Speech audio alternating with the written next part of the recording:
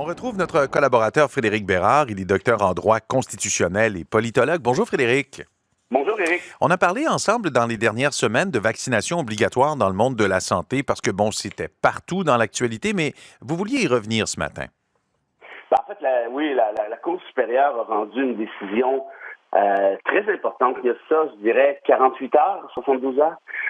Vous vous souvenez que le gouvernement Legault a reculé sur la vaccination obligatoire des employés en matière de santé en disant qu'il allait avoir une pénurie, mais ce qui n'a pas empêché quand même le dossier d'avancer devant la Cour supérieure du Québec.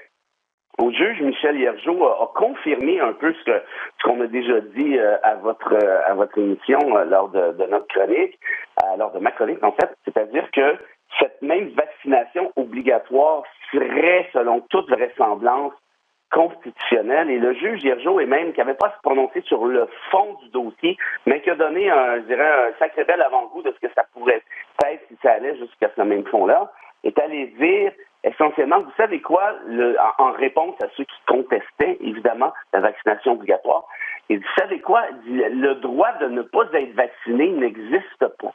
En d'autres termes, il dit, moi, je regarde la loi, là, et si on voulait la loi sur la santé, et si on voulait de force vous vacciner, en vertu de cette loi-là, ce serait possible. Or, en d'autres termes, comptez-vous chanceux, ce n'est pas ce dont parlait ici le gouvernement du Québec. On parlait simplement de la vaccination obligatoire pour les employés, c'est-à-dire si tu ne veux pas te faire vacciner, tu perds ton job et c'est tout. Mais on pourrait aller jusqu'à vous vacciner de force, imaginez donc. Donc, je vous dirais, Éric, que la table est mise pour le fond du dossier avec des couleurs qui sont bien affichées.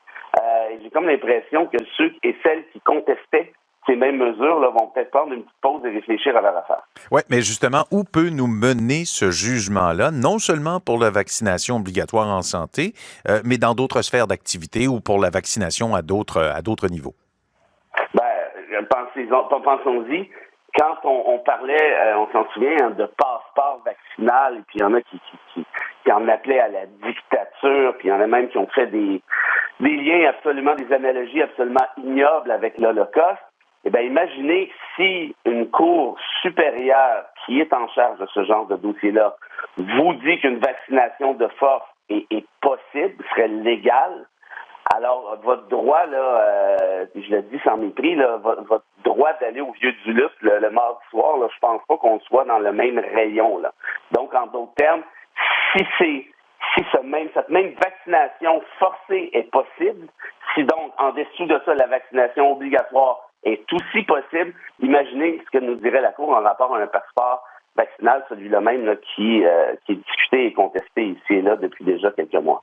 Oui, ça en dit long. Et puis, on va devoir surveiller la suite des choses. Puis, vous et moi, on y reviendra, bien évidemment, si le besoin est. Il y a un phénomène qui se produit depuis la dernière élection municipale. Dans certains endroits au Québec, c'est pas arrivé encore chez nous, dans l'Est du Québec, puis on aura l'occasion d'en reparler, mais c'est la baisse de salaire de certains maires ou mairesses. On pense tout de suite à la nouvelle mairesse de Longueuil. Oui, Catherine Fournier, que je connais bien à titre personnel, que j'aime bien aussi. C'est quelqu'un qui est très, comment je dirais, très honnête et qui aime bien, comment je dirais, essayer d'employer des sentiers non visités. Et là, elle va à contre-courant. Elle a peut-être même créé une petite vague. Elle n'est pas seule. Cela dit, il y a le maire de Laval qui a emboîté le pas aussi. Il faut dire que Catherine était dans une position un peu particulière parce que la mairesse de Longueuil gagnait substantiellement plus d'argent que le premier ministre du Québec. Oui, beaucoup plus. Oui, on parlait de quoi? François Legault, je pense qu'il y a quelque chose comme 205 000 et à Longueuil, c'était un 2,25, 2,35, un truc du genre. Donc, elle a accepté, en fait, elle a offert de diminuer son salaire de manière relativement considérable. On parle d'un moins 65 000, si ma mémoire est bonne.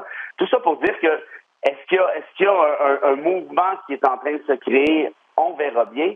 Mais peut-être, Éric, j'ai pensé à ça, peut-être que ça prendrait une loi pour encadrer le salaire des élus. Parce que on parle de Longueuil versus le premier ministre du Québec. Déjà là, il y a un problème. Mais Longueuil versus Montréal est aussi un problème. On sait que la mairesse de Montréal gagne 185 000 par année.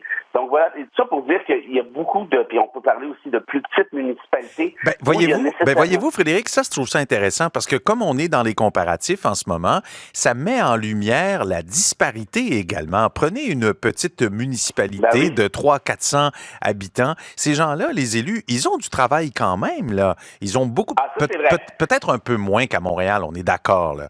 Mais ils ont quand même du travail, il y a quand même des enjeux, ils ont moins de ressources puis moins de personnel, puis ils gagnent à peu près rien, ces gens-là.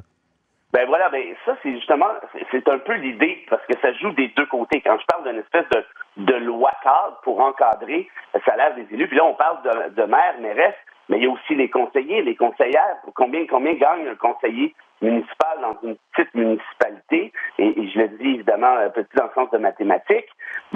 Je veux dire, on est plus près du bénévolat que de l'enrichissement. Voilà, exact. Et puis ça, vous voyez, ça joue aussi parce qu'on se dit, il n'y a pas de taux de participation, les gens ne s'intéressent pas à la politique municipale. C'est vrai en termes de taux de participation, mais c'est aussi vrai en termes d'engagement politique. Il y a eu une tonne d'élections, Éric, qui se sont produites très récemment, là, aux dernières élections, en fait, se sont produites sans même qu'il y ait d'opposition, incluant pour la mairie de plusieurs municipalités. En d'autres termes, les gens se désengagent.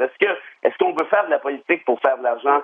Eh bien, évidemment pas. Ce n'est pas le mobile premier, c'est pas quand même le secteur privé. Mais en même temps, il faut quand même que la compensation soit relativement raisonnable si on veut avoir des candidats qui ont un minimum de temps. Oui, juste, une compensation juste. C'est ce qu'on devrait rechercher dans les grandes villes comme dans les plus petites municipalités. C'est intéressant, cette discussion. On est d'accord là-dessus. Oui, on devra y revenir, j'imagine, parce qu'on n'a pas terminé d'en entendre parler. Frédéric Bérard, docteur en droit constitutionnel, politologue, merci beaucoup. À la semaine prochaine. Merci, au revoir. Au revoir.